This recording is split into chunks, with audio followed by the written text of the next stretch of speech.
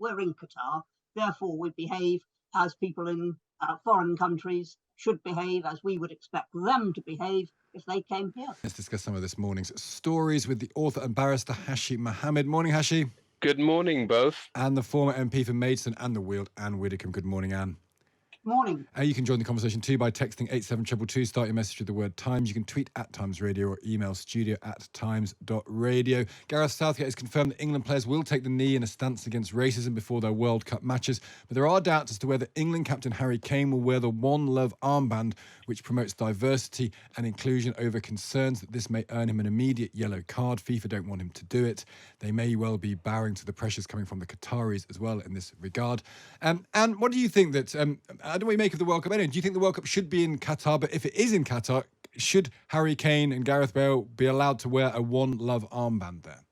I don't believe that they should, for two reasons. First of all, I'm very resistant to this whole idea of people in sports teams or in any other sort of, even in the most loose sense of the word, uniform, then displaying their views on their arms. And even if it was a cause for which I was battling hand, tooth and nail all the time, I still wouldn't want that on a sports shirt. That's the first reason. The second and rather more important reason is that I think that when you are in a foreign country, you do have a duty of respect.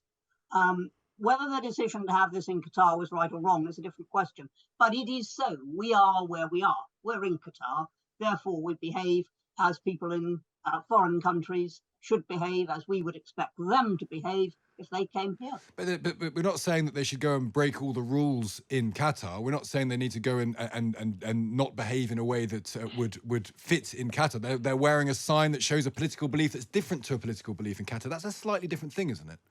No, I don't believe it is, for the reasons that I gave earlier. As I say, even if it was something with which I spent all my life fighting, I still wouldn't wear one in Qatar, because I think that it is a form of offence to the host nation.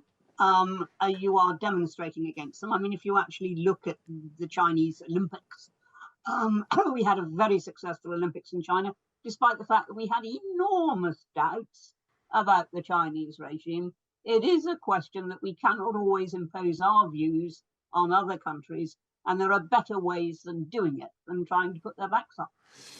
What do you think, Ashley? Because there is an argument that sport and politics, they're better, they're healthy when they're separated. And, some people would make that argument even outside of the Qatar situation. What do you think?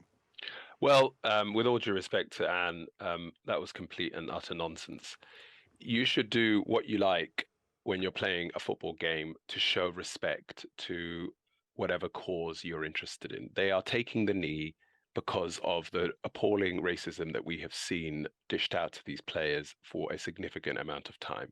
It's a small amount of gesture that will last less than 30 seconds to be able to just say, we respect our colleagues who are black, who are being abused. We respect our colleagues who might be going through a difficult time. We stand next to them and we support them. But Anne wasn't talking about taking the knee. Anne was talking about wearing the One Love armband, which is a slightly different point. Well, you mentioned both of them, and I'm coming to the One Love armband. Okay.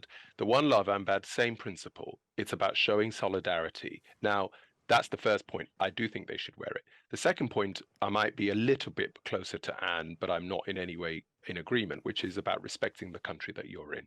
I completely agree. People should not be trying to walk around the streets of Qatar holding hands and displaying public display of affection, whether you're gay or not, because that's a criminal offense to be able to do that in Qatar. So you've got to respect that. But wearing an armband that says One Love is something that Gareth Bale might be wearing if he was in England, as opposed to in Qatar. He'd be wearing it if he was playing in the American League where he is currently, as opposed to in Scotland. So if he would do that anywhere else, why shouldn't he do it at the World Cup? But crucially, why is that offensive to the Qataris? We think it's offensive, and we're then projecting ourselves onto them and then saying we don't want to cause them offense. It's two different things. What about the FIFA argument? They don't like poppies. Actually, this is not a question of Qatar or homosexuality issues. They don't like political statements. So they will say, and I think they have said in the past, do not wear poppies on your shirts because we don't want a political message. And they regard poppies as political messages. Yeah, no, I mean, I haven't read the code and the details of of what constitutes a political message or not. But they used to say the same thing about taking the knee, but they don't anymore. I don't understand what their beef is with the poppy, especially given that it takes for a couple of days in a year. Why shouldn't people have poppies on their shirts? I wonder whether Ann Widdecombe thinks that the poppies should also be banned. Well, Because let's ask her. And what do you think? Do you agree? Because you said that even if it was a cause close to Exactly. your heart, would you object if they were wearing poppies, Anne? Well, first of all, I don't think a poppy is political, but if there's a universal ban on anything and everything, then I could just about swallow that. Because I don't think a poppy is a political cause. I mean, a poppy is respect for those who died in the war.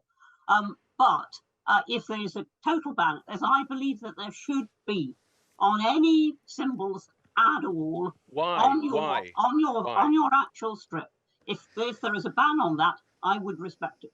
Why? What can I ask? Why? And do you think there should be a ban? Why? Because I believe that there is an enormous difference between politics and sport. I think sport is universal. I would play sport in countries that I wouldn't necessarily want to have full diplomatic dealings with.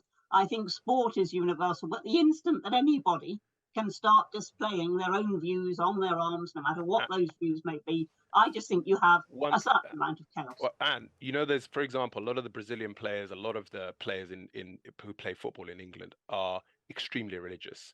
They always display their cross. They pray. They show how much their faith means to them on a daily basis. It may not be something on their armband, but it's a particular gesture that they do, which is religious. And I respect that. It means a lot to them. It's part of their game. I see you wearing a cross. Would you be against that too? I would be against a cross on a strip. I wouldn't be against somebody just wearing a cross any more than if a Sikh wants to wear a bracelet. I mean, that would be fine. But it's what is actually on the uniform, if I can put it that way. That is what I think should be kept devoid of symbols. I mean, you're quite right. I mean, if I were in Qatar, I would still be wearing this cross when I was walking about. Quite right. Interesting. Okay, we're going to move on slightly. We're still talking about the World Cup, but our eye was very much caught by this survey or prediction, I think is maybe perhaps more fair way of putting it, on the front of the Times. Millions of fans will WFH watch from home. Only 1 in 5 office workers will be at their desks, according to predictions by Advanced Workplace Associates. Because they're all going to be watching the game. This is obviously the England game that we're talking about.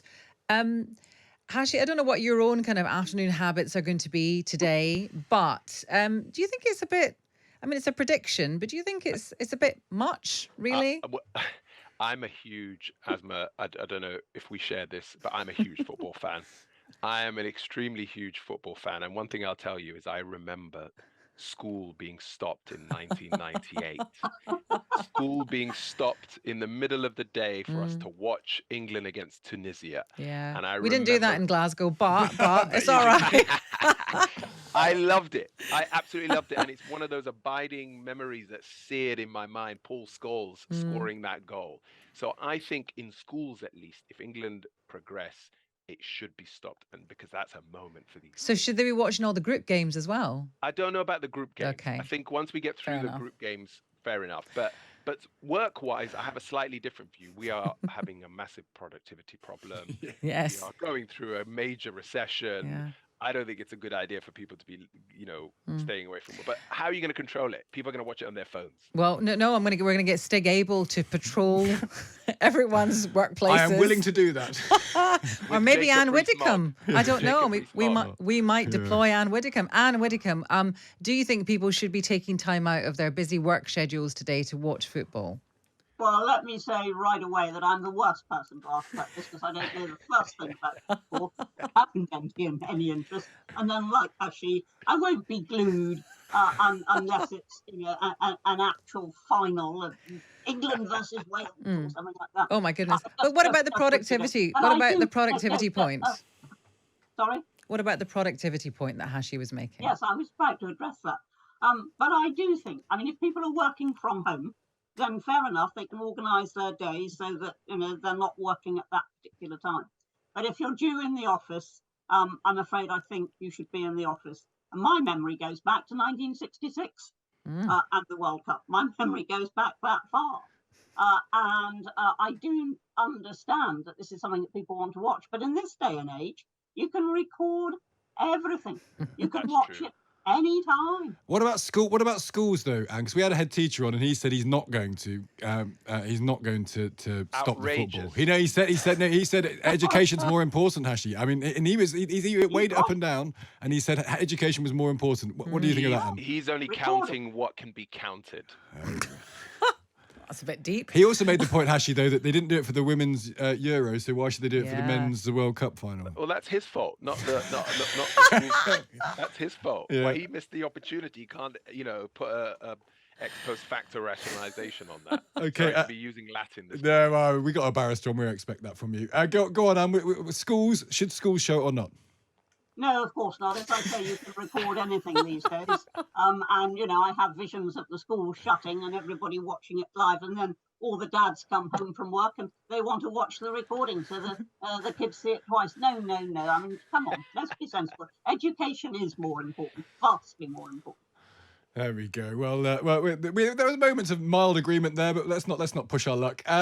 Swiss-style EU deal. I wonder where we'll get agreement on this. No one else seems to, so I don't see why we should. The Times, the Eye, the Telegraph, and the Mail all feature the UK's relationship with Europe on the front page. It's after the Sunday Times report that the government is considering a Swiss-style relationship with the EU. The government quickly moved to deny this is the case, and a number of Conservative MPs warned against it. And the question, though, let's put it this way. We have a severe economic problem. The OBR and many other economic figures say that Brexit, in the short term at least, in the current situation, has made that problem worse. Is it not behoving on government to look at ways to improve the economy that might mean changing the relationship with Europe? Do you buy that as an argument? No, we do not need to change the relationship with Europe. And government has been, I think, pretty duplicitous about this. I mean, they've been saying, no, it's all right. Whatever deals we get, we won't be in the customs union. We won't be in the single market. 3 little letters that they have not mentioned, ECJ. One of the reasons why Britain voted to come out was because we didn't want to be under the EU's jurisdiction. That hasn't been mentioned, too inconvenient. Now, coming to the impact of Brexit on the economy, frankly, I can't think I don't think I can say whether it's been positive or negative for one very simple reason. Nobody's used the opportunities of Brexit. There has been absolutely no attempt. I mean, Liz Truss attempted it, but in such a bungled fashion, it hardly counts. But there's been no attempt to really take advantage. Now, I understand that we spent the 2 years immediately following Brexit, and it was immediately afterwards, 2 years dealing with COVID. We've got the war in Ukraine. I do understand there are other big factors at play here, which are incidentally having a much bigger impact on our economy than Brexit could ever have. But Brexit will only work if we take full advantage of it. So it isn't Brexit itself, it's what we do with Brexit that matters. Actually, is that a get out of jail free card for every Brexiteer, though, that argument? Opportunities of Brexit is a bit like the Loch Ness Monster. Some people claim to have seen it. Some sightings may or may not have happened, but we're still all searching for it. The reality is that people like Ann Widdecombe, Jacob Rees-Mogg, and the Brexiteers have won the argument in convincing this country that the Brexit way is the way forward. But frankly, this conversation around the Swiss-style model is a perfect characterization of the reality biting in some shape or form sooner or later. And the bit that I'm more interested in, and I'd love to know Anne's view on this, because I think this is a more serious one. I'm a big believer that Brexit as an idea is bankrupt. Brexit will never, ever be a good idea. But the bit that I'm troubled by is that at the end of the day, people did vote for that. And if you try and reverse it, you will shatter our confidence in our democratic processes. And it's that tension between those two positions that I struggle with. So I'm not surprised they're looking at the Swiss style model. And now more of this will be happening in the next few years.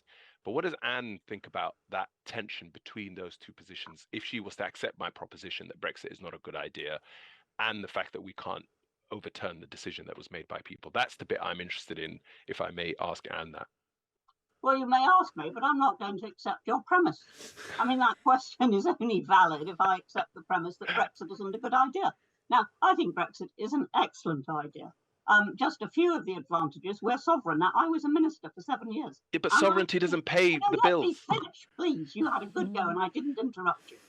I was a minister for 7 years, and I saw with my own two eyes on an almost daily basis just how subject to EU rules and laws we were, and how little room for manoeuvre we had. Now, I wanted an end to that. It's one of the reasons why I signed up to Brexit. I also wanted to control our borders, not close them, never said close them, but control our borders. And there are other reasons, which I won't go through now because we heard them all at the time. So I am not going to say there is a tension between what is good and what is democratic, because I actually think the two are aligned. Okay. Fair enough. We'll have a tea over it, Anne. Yeah, that would be nice. That would be nice. I think there's the beginning. The problem is that I think that the issue with Brexit is it's hard to bring those two things together, actually. That if you think Brexit is a bad idea, and what's very striking, actually, we had Labour on today. Labour do not offer a different position to the Conservatives. I agree. And they don't offer a different position really to Anne. So there's, you know, Anne on one side of the Conservative Party, the rest of the Conservative Party and the Labour Party are all more or less aligned in this regard. That's what the quandary we're stuck in. That's the problem. Or Anne would say it's an example of the democratic will, but that's exactly where we've got to here.